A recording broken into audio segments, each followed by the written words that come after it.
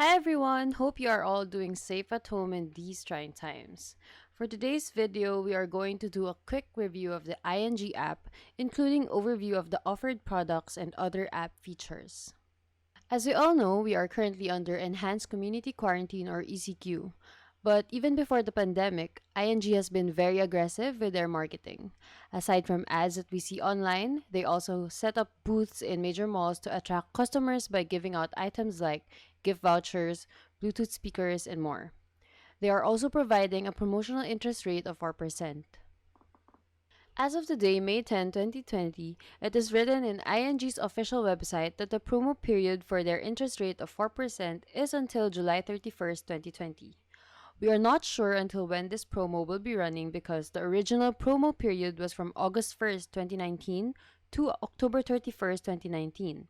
And then it got extended to January 31st, 2020, and again got extended to March 31st, 2020, and until current extension is July 31st, 2020. I'm not quite sure of the reason why. Maybe they couldn't attract enough customers, or maybe it's inevitable to keep the interest rate at this level to stay in the competition between the online banking industry. Or maybe they're just generous. I don't know. For your information, CIMB through its own platform and through GSave provides a 4.1% interest rate, which is a slightly higher rate. So as a customer, it is good that these banks are giving us high interest rates higher than traditional banks' savings accounts. If you compare the interest rates between traditional banks versus earlier mentioned online banks, 4% guaranteed interest rate is actually quite good. Until their promo ends, if you have any extra and idle funds, it would be a good option to temporarily park the money in this platform with this interest rate. So now let's look into the features of ING app. Just to let you know, the current view I have is after downloading the app, registering, and undergoing the Know Your Customer or KYC verification process. So when you open the app, you are required to log in using your registered fingerprint or 6-digit PIN number. The first one I would like to look into is the interest earning. Here, as you can see, my available balance is at 912 pesos and 14 cents. As mentioned earlier, the interest rate during this promo period is 4%, and my current interest earning is at 9 pesos and 59 cents. How do you see further details of your earning? Down below, you will see your transaction history like cashing in, cashing out, interest earning, and etc. So when I opened the account, I initially cashed in 1,000 pesos, and I've also tried transferring to my BPI and Union Bank account at 50 pesos each, just to test if it really does work. And these interest rates from December 2019 to April 2020, these are the interest accumulated for the 900 pesos in my initial balance. Isn't it fun to watch the interest earning every end of the month? Well, if you think of it, the amount is small since I put little money in it. But isn't it satisfying that you're just parking the money and it's earning by itself? So let's now talk about the fund transfer function of ING. Like all other financial apps, it is possible to transfer funds to ING and from ING to other banks. There is no receiving limit transferring to ING via PesoNet or InstaPay, but there is a daily limit of 150,000 pesos per day for outgoing fund transfer to other banks only via PesoNet. As of now, ING's only receiving participant is InstaPay, so this means you can only transfer out money via PesoNet. So expect some delay as PesoNet is not real time. At first, my initial impression is that ING is a bit unfair in a way that it is easy to cash in to ING but hard to cash out from ING.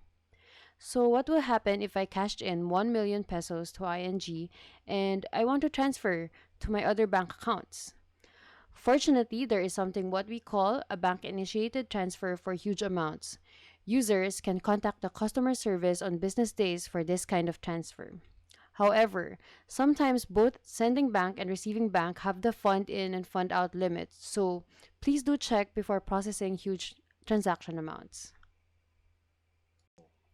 So next one I would like to talk about is customer service, which is really important because as customers, we face a lot of technical issues within the applications. So you have two choices. First is writing some sort of an email where you need to fill in some fields, and that's depending on the category of your query. And through this, the user will get a response at a later time. The second one is via live chat. You will talk to an agent via chat and get the real time support. In my opinion, ING's customer support has been great. When opening an account, they were very accommodating and were helpful with my queries on the necessary documents and customer verification requirements. Customer service agents are very reachable too via chat. So this is the chat support I did yesterday. It was Saturday, 11:25 p.m. I didn't really expect that I would be connected considering the current community quarantine, and surprisingly, there were available agents. So the last feature that I would like to cover in this video is the bank statement. Sometimes we need a bank statement to prove our financial stability. I think the usefulness of ING online bank statement may depend on the level of acceptance of the institution requiring this document. If the institution insists on bank printed physical copy, then this online bank statement might be useless. However, if the institution accepts the online copy, then this could come handy for users, especially in situations like what we are facing now, where banks are closed and could not provide physical copy of the bank statement. So from this view in the ING app, click the ellipsis and then click Statements. After which, you should be able to choose the desired date of the bank statement, say January 1st, 2020 to May 10, 2020. And then click Get Statements to generate that report. So as noted here, the maximum number of statements generated per month is 20. So as you can see here, this is an example of an online generated bank statement from ING. So it says here your savings account number, the period covered, which we entered earlier, January 1st, 2020 until May 10th, 2020. The name of the account holder, the address, the summary, the beginning balance, the initial deposit that you cashed in into your account, total money in and total money out, and the ending balance, which should be your current account balance at 912 pesos and 14 cents. So here under transactions, these are the transaction summary of each month. And that's it for our ING app overview video. We hope that you are all staying safe in your homes, and if you like this video, hit like and subscribe.